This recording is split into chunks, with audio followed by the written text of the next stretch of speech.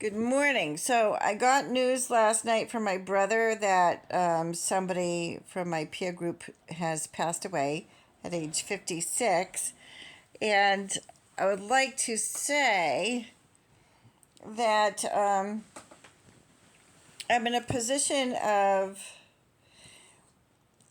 not wanting to care about other people from my hometown and peer groups because I know that the people from the people from my older hometown, the are people that would like not to care about me or who don't care about me. So they either don't care about me or would like not to care about me, and so I'm in the same position of not wanting to care about them. So, and I think that's more of what it is. It's not that I don't care. I would like not to care about them because they would like not to care about me or don't care about me, and um, I just don't want to be confronted with that sentiment, to be overwhelmed by it with all the people there that would either like not to care about me or who just don't care about me, right? So. And my own relatives are coming from there, and I get a lot of relatives. They're all like that with me. So I think too is that people are like very status minded and kind of in love with themselves and they're very image conscious, in love with themselves or in love with the image that they have tried to acquire for themselves. Very status minded. And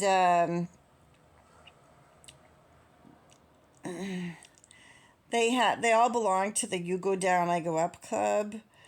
So it's like um,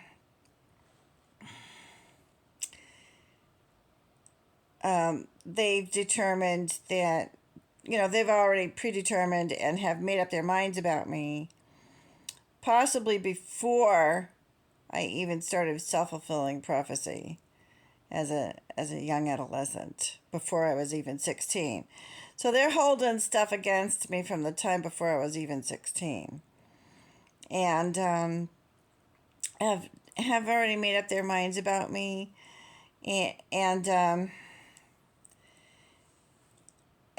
maybe like resent that I have dared to try to redeem myself out of my early adolescent state.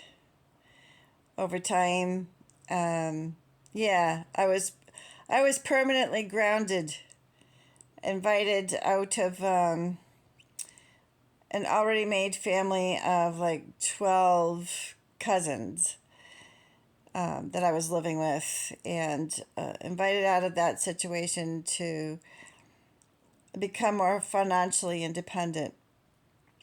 And so, but I was tricked, and I was kept in a garage, converted garage. It was converted to an in-law apartment, and I was kept in that garage apartment for 7 years by myself, completely in solitary confinement. And the individual keeping me there with her dirty trick was telling me that she felt justified in doing so because I could always go for a walk. Well, you're not supposed to give minimal care to human beings.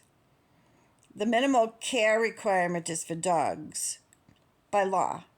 The minimal care requirement is for dogs, not for people. You're supposed to be invested in the development of people to do the utmost for them. And and I was only 23 at the time, 22 actually. I had turned 23 when I was there. And she would say, well, it's your daughter's development that is important now because I had a baby about to pop out.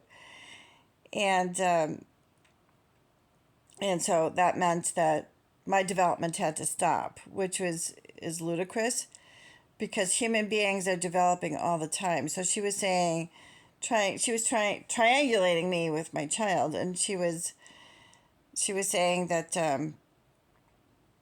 um, basically that human beings stop developing once they're 22 or 23. Ludicrous, absolute ludicrous things that she would come up with, or that back then I guess she didn't think the brain was plastic, right? That the brain could change, and and I knew just from nature that just I just innately knew that it could. But I was like having to work on myself and having to talk to myself in the mirror just to keep my brain going and to challenge the things that were happening to me. Um, but yeah, so she was like trying to set me up to play the fool in the eye of the public because I had only myself to talk to, and I had to walk everywhere. So it was I'd have to write letters to communicate to other people because I was pretty much out in the boonies, even though you know there was there was the downtown in this small town, but I had to walk on foot to get there. So I kind of like drew a lot of attention to myself as being unique, you know. So yeah, I had to get places on foot, and having to have conversations with myself because I didn't have anybody to talk to, and have had very little money to manage my life. I mean, like any loans that she gives me are just that I have to pay every cent back. Whereas my brothers are more lucrative. She doesn't require them to pay her back ever, and pays their way for everything. So, but the mother and daughter that myself and my child who were not lucrative, who were indigent, she kept us, made sure that we stayed indigent, couldn't get ahead, and we have to, with whatever tiny bit of money we have to reimburse her every last penny, so that we stay down on our luck. Actually, my daughter's been able to get ahead better than I, but so that's a good thing. I'm happy for her for that. I don't know how she did it, but she did it, and I helped. But I mean, but what? How much could I possibly help? Yeah, she wouldn't have been able to survive without my help, because the only time my mother would give her money was never from day to day for day to day living. It was just to make some huge investment that she could, you know, tout about and say, "Oh, I made this huge investment in this college, whatever, or private school or private lessons. Aren't I wonderful for making this investment in these educational systems? I'm so great." She would have to know exactly where the money is going, is my point. And it usually is a huge investment that I don't, I'm very grateful for. But she would never part with cash on a daily basis just to make sure that the child can survive on a day to day basis, which is something, I would chase her with what tiny bit of income I already had, just to make sure that the child could survive, have food. And out of that tiny bit of income that I was giving her on a month-to-month basis just to make sure she had some free cash. She would have to take that and pay her grandmother rent. So she charged my child rent in that garage apartment when I wasn't living in it.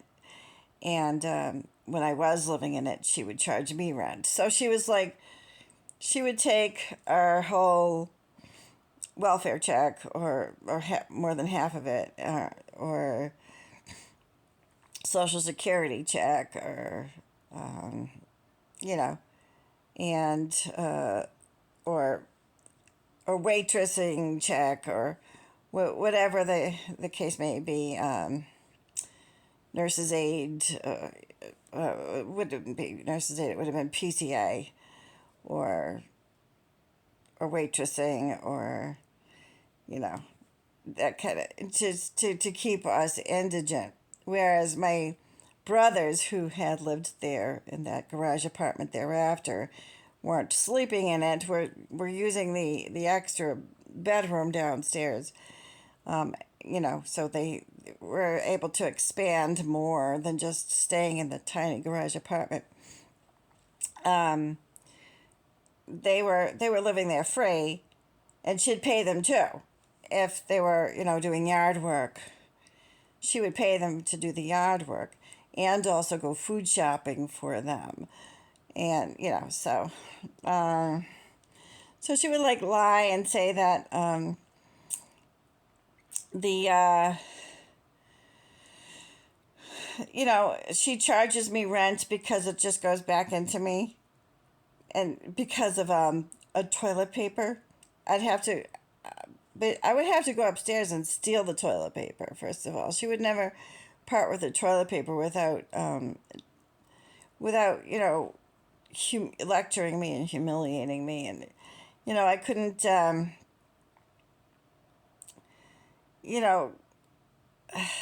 even acquire my own personal garments without her stealing them out of the laundry and saying that they're hers. So I wasn't allowed to.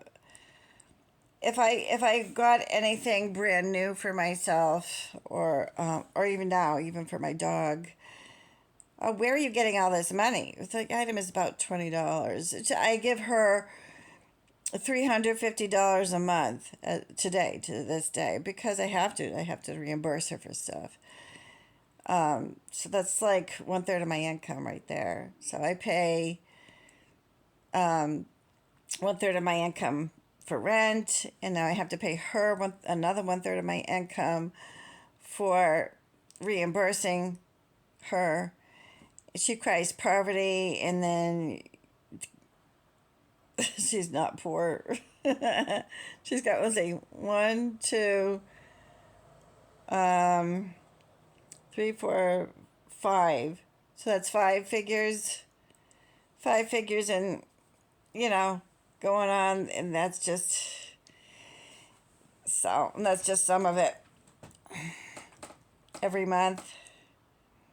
I don't know if it's every month. I don't know how, but it's stationary every month. Let's put it that way. So it's not every month that she gets that.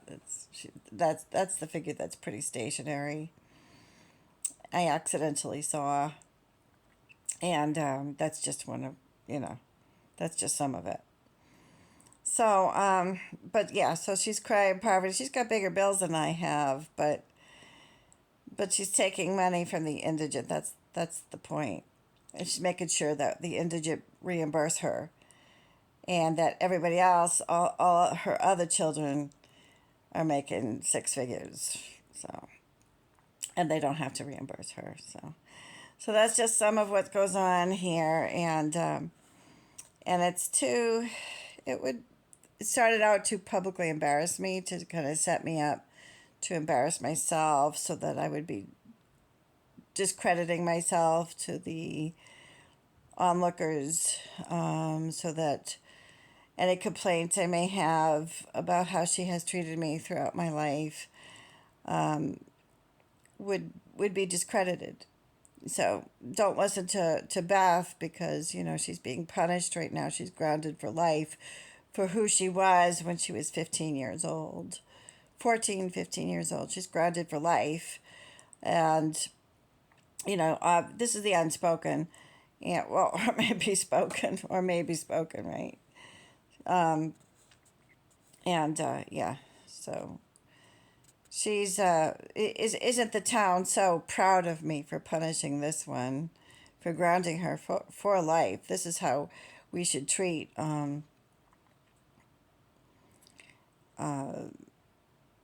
yeah, some of the people in our families, especially if they had a struggle in early adolescence or became unwed mothers. This is how we treat them. Whereas not everybody in the town treats unwed mothers in their family in this way. It's disgraceful. Um, and I didn't become an unwed mother in my early adolescence, anyways. Um, that happened as a result of uh, not wanting to marry somebody that wanted to marry me, and I was 22. Yeah, I was probably 22 because so I was 21 when I met him, 22 when I had when I became pregnant with his baby, and 23 when the baby was born. And anyways, yeah, so my mother's been making an example of me, like, and still is continuing to, feeding people's minds with, or enabling the townspeople to stay small minded about who I am, enabling their prejudice, or feeding their prejudice, um, make, deliberately making an example of me, because she thinks it's what the townspeople want. But not everybody in the town treats the single mothers in their family in this manner. And eventually, everybody becomes a single mother. They don't stay married, they usually get divorced. And essentially, that's what my situation was. But it was a little earlier on because I never married the guy. So my status is different from that of a divorcee. And they're making it, I guess it's a much, much more reckless status than that of a divorcee. Um, but virtually speaking, that's what happened. I mean, I was in a relationship. The relationship didn't work out and I got divorced. I mean, I decided not to marry somebody that wanted to marry me. And how is that any different from a woman who marries somebody, has a baby by him, and decides this relationship's not working out and I want to raise my child alone? How is it any different? But I think that there is something else going on in the prejudices of people here, and that is that I was a mischievous 15-year-old or 14-year-old, 14 and 15-year-old. And when I was 14 years old, I tried to out crazy my mother by, and in this way act as a decoy to defend my brothers from her crazy. So I was, yeah, she was going crazy on my little brothers. That was my way of defending my little brothers, but I don't think they necessarily know that's what I was doing. And, but that's what I was doing. And it stopped her. She never got physical with us again after that. Right.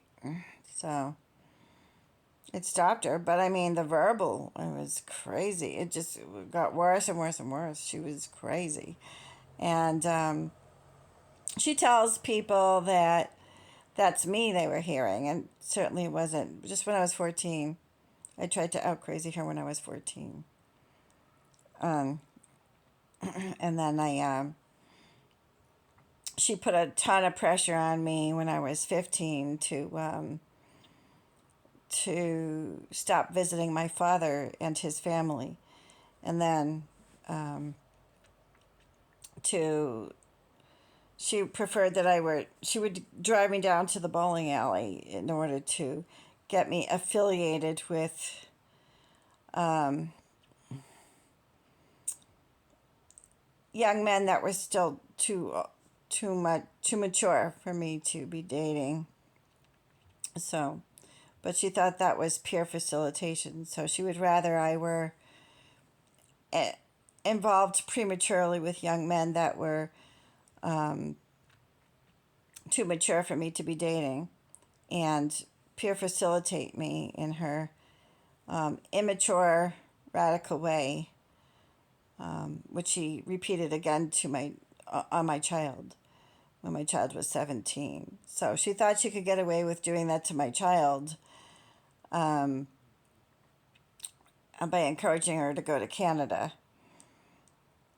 And my child was 17, and I looked into it, and there were laws in some states, not in Massachusetts, but there were laws in some states that forbade this behavior.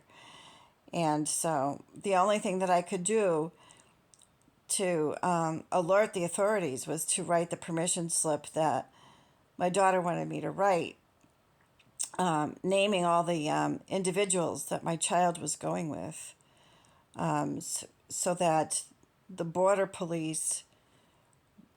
patrol would see the names of the individuals that had my daughter. So when I was like right in the news because I was worried that she was going to end up like I forget the name of the girl that was a stowaway. So, anyways, yeah, I was trying to alert the border police.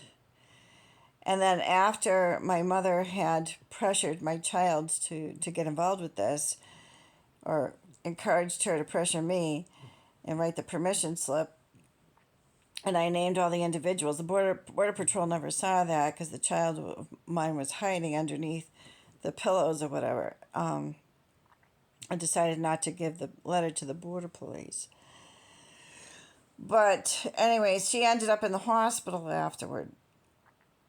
When she came home for Christmas, she was in the hospital and called each one of the individuals she was with and said that she doesn't want to be friends with them anymore. And my mother was still trying to encourage her to be friends with them. She says, "No, I'm not friends with them anymore." So I figured she got the treatment she needed in the hospital, and she got me validating my concern. That was it, pretty much. But years and years have passed since then. So I feel like I'm able to talk about it to some degree now. And I hope that my mother goes into a nursing home soon. I hope that I I've been afraid to go into therapy as long as she's still alive, because the time when I go into therapy, I'm going to have to tell somebody about all the bullshit she's put me through. And but anyways, I can't right now as long as she's still alive. So I don't wish death on her. I wish that she would go into a nursing home. And she's refusing to. She says, "No, I am not going to do that. I am not going to do that." Right? So I'm hoping that something happens to her brain to such a degree that she won't be able to resist going into a nursing home, because my concern for her is that since she's so proud and refusing to ever go into a nursing home, that she will end up offing herself in order to refuse going in. So what I want is that something drastic happens to her brain so that she won't be able to off herself and will have to go into a nursing home. Um, and then they rehabilitate people in there. And I don't think she has confidence in that. The elderly have been rehabilitated in nursing homes. My father was rehabilitated. And I used to work as a nurse's aide and have seen rehabilitation myself. But yeah, so I mean, like, I don't really want to. I mean, years and years and years have gone by since I was an early adolescent, but people keep you stuck. Um,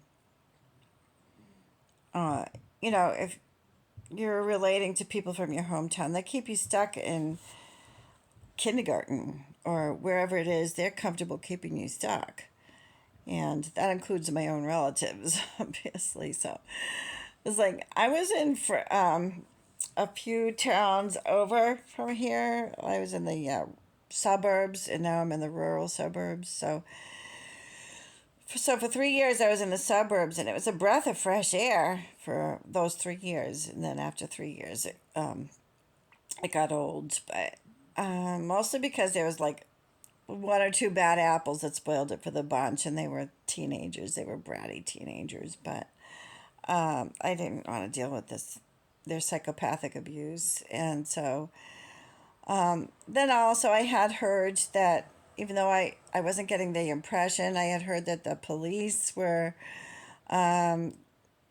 constantly visiting like two or three different buildings there that from my neighborhood, and it's like I'm not getting that impression at all from the neighbors that they're like that. And I was seeing lots of neighbors. I was like friends with probably hundreds of people. But the funny thing is with people from the suburbs is that even though you're friends with them and it seems like really friendly and we're going hiking together and everything, they don't want to keep in touch with you after you go and or after they go. It's like we even exchange numbers. They don't answer my text messages. And some of them will say, "Oh no, we're not going to exchange numbers. No, we're not going to keep in touch on Facebook." They'll just tell you that, and or they'll exchange numbers and won't answer your text messages. But yeah, I mean, some of these people are like people that you got to feeling close to. Not because you got into anything deep, but just because like you went hiking together and stuff, and I don't know, you know. Yeah, I think we actually did start to kind of confide to each other a little bit about our lives and, our sentiments. And, they were telling me stuff, and it's like, but now it's like, but then they decide, but they're not going to keep in touch with me because they're moving on. So once they move, that's it. So that's like, it's more of a suburb mentality that you're here, you're good for now, and now I move on, and I don't have connection with you anymore. That's it. It's kind of like that's the rule for the people of the suburbs, and then here in the rural country area, they almost. Anyways, you're interfacing. You're back here again, interfacing with people from your hometown, or under the threat of it, or basically you're you're having to you're under the threat of it because yeah, you're living with ghosts that used to live here that you grew up with, or yeah, or the threat of it possibly interfacing with them, because they're people that